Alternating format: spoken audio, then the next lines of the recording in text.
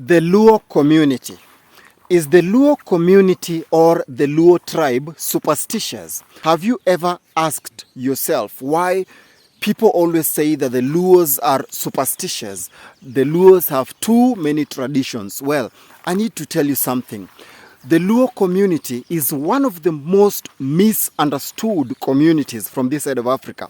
Luos are always misunderstood. Like, for example, the place where I'm standing right now, this is my future homestead. This is where I will build my house in future.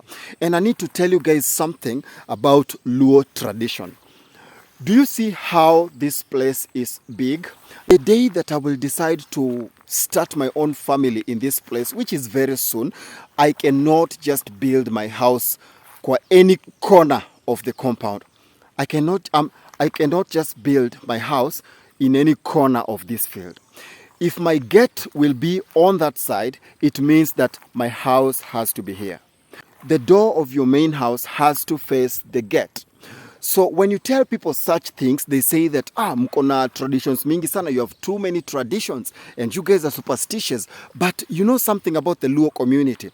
The Luos always preserve their culture. The Luos always preserve their traditions. And these traditions are always meant to maintain the family setup. Every Kenyan tribe has their own tradition, has their own rules, their culture that was passed down to them from one ancestor to the other, from one generation to the other. So when I'm building my house, the place where I'm standing here, this is where I'm supposed to build my main house. After building my main house here, which will face the gate, if, let's say for example, if I have 4 sons, my firstborn son has to build his house on the right side of my house. And then my secondborn son will build his house on the left side of my house. And then the thirdborn son builds his house on the other side of the house. And then my fourthborn son on the other side of the house. Like firstborn on your right, secondborn on your left, thirdborn on your right, fourthborn on your left. It goes like that and that according to how many sons you have. The reason why the Luos do this is because when it comes to dividing of your land, let's say for example you're an old man now, you're supposed to give out whatever you have that you had, whatever you have that you inherited from your ancestors, you have to pass it down to your kids. When you position your kids like that, it's like you're already giving them their own inheritance when you're still alive. It is a structure that has been passed down from one generation to the other. Most of these Luo traditions that people sometimes regard as superstition are always unique. These traditions are unique because they maintain the family setup. The reason why I keep mentioning the name family setup is because when a Luo man wants to build his house now away from his father's compound, he is not allowed to build that house on his own. That is why you'll find situations where Luo men have not built their houses in the village. Because in order for you to build a house, you need a wife. You can't just go to your father's compound and tell your dad, like, hey dad, I want to build my house away from your compound. You must get a wife. So these are things that are meant to maintain the family setup, because Luos always believe in this setup of mother, father, and kids. So Luos actually, they don't like divorce. You know, sometimes you can't avoid divorce, you can't avoid separation, maybe with your husband or with your wife, but Luo culture values family.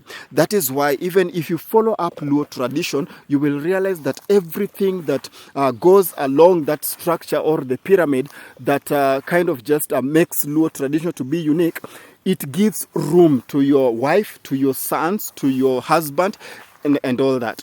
So it's all about maintaining the family tree according, not just when you're still in your father's compound, but even when you move away from your father's compound. And something else I need you guys to know is this. The day that you decide, like, now you want to move away from your father's compound, it's always like a ceremony. There's a process, there's a structure that you follow before you move away from your father's compound. So these are things that make the Luo community extraordinary in their own way. And something unique that you also need to know before I finish this particular video is that the Luos and the Luyas, they share similar traditions. Like where the main house is supposed to be around the compound, where where the firstborn son's house is supposed to be, the second-born son's house where it's supposed to be, the third-born's house, things like that, whether the door of your main house is supposed to face the gate, things like that. And all these things that people think atini superstition, they are not superstition. It's not about being superstitious.